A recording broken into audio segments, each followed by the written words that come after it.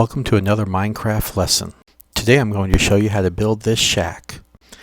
Check it out. It's got a door, it's got a bed, it's got nothing in the corner, a crafting table, a barrel, a light. Now, put something in the barrel. It has a hidden elevator. That's what I'm going to show you how to build today, the hidden elevator. To get back up, just press this button here. It comes down, pauses, and then automatically goes back up. So if anyone else comes by, they won't know there's a hidden elevator under this shack. The elevator is built on 4 pistons with slime blocks. Each piston pushes up the entire row of slime blocks, which pulls all of the pistons below up as well. I had to stair-step the switches because every time you flip a switch, it's going to push the elevator up 1 block. As you can see, when I flip the first switch, the first piston pushes up the slime blocks, pulling up the other 3. I keep going, and you can see that eventually I can push all 4 of them up for a 4-piston extension. To bring them back down, all I have to do is flip the switches in the opposite order. I like this 4-piston extender because it doesn't require any fancy redstone or fancy timing. But it is 1 block by 4 blocks. That's not a useful elevator, so I rearranged it 2 blocks by 2 blocks over here. You can see it's still 4 pistons and 4 slime blocks. I flip the switches in order and it will go up for a full extension of 4 blocks.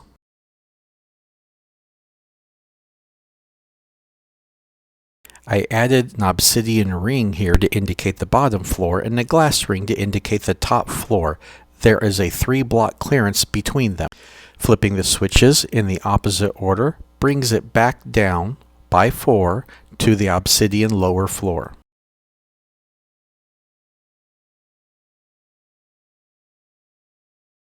The elevator works well, but I have this block here that's above my floor. I can fix that easily. All I need to do is add 1 more slime block, pushing this piston down by 1. As I flip the switches, it will extend by 4 until it meets the top floor once again. And here you can see I have that block below the floor level. Flipping the switch still extends the piston, and the elevator is at the top floor. Flipping the switches in the opposite order will bring it back down to the lower floor.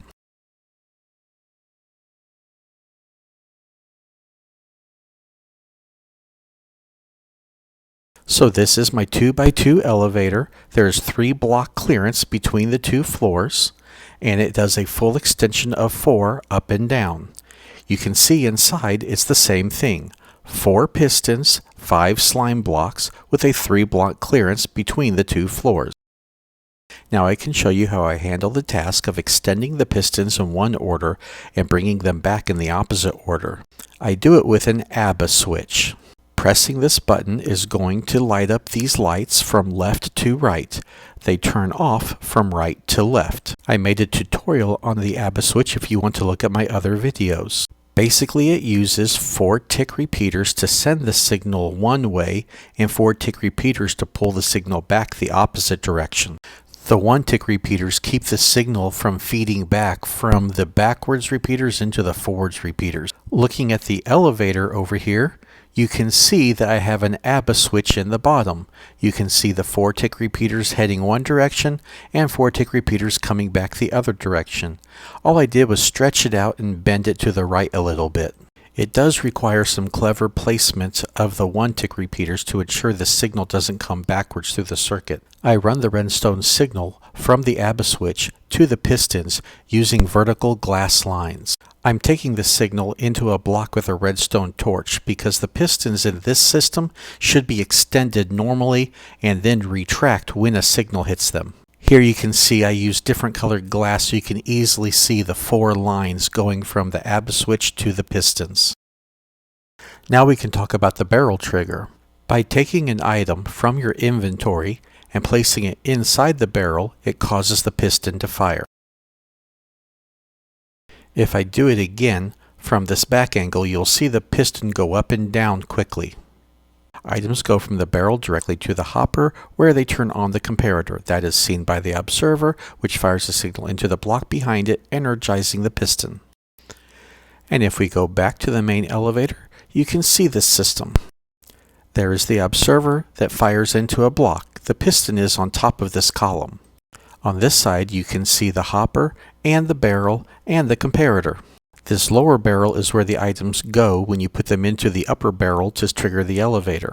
You can see the upper barrel up here. It has no visible redstone of any kind. There is no redstone visible anywhere outside of the building itself either. Let's take a look at the column that sends the signal down. When I press this button, it's going to push this column down onto this lower piston. That lower piston is going to push it back up to the upper piston. All I am really doing is pushing a redstone block down. It is connected by redstone dust to the bottom piston, which causes that to push back up. But redstone blocks are hard to deal with. They send redstone signal out in all directions all the time. So I like to use a container that I can put next to a comparator, like a composter with a flower in it. The composter will cause the comparator to light up, which is going to go through the repeater and make the lower piston fire just the same way as the redstone block did. Back in the main elevator, you can see this the same column. I just made it longer. It is the maximum 12 block length. I'm using a composter with a flower. You can use just about any container that will be picked up by a comparator to signal the bottom piston to fire. And this is why I don't want to use a redstone block. There is redstone dust running right where that block would be. So the piston fires at the top, presses the column down, the bottom piston pushes it back up. The last part of the circuit is a delay. I need the elevator to stay down long enough to get on and off of it. I use two comparators pointed opposite directions to create a delay. You can see how the more comparators you use, the longer the delay gets.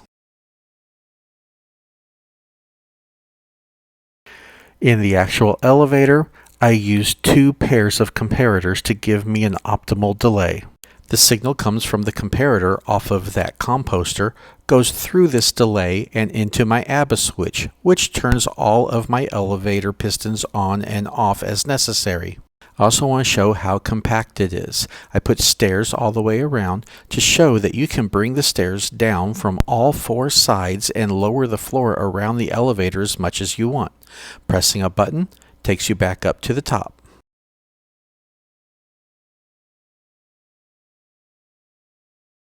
And once you're up, there is no hint that there is a hidden elevator under this little shack.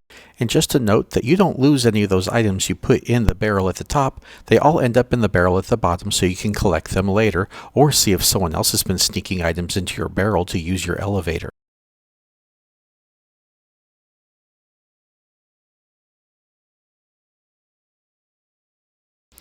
That is my hidden elevator under a cheap little shack. I hope you like it. If you do, check out my other lessons as well. Goodbye.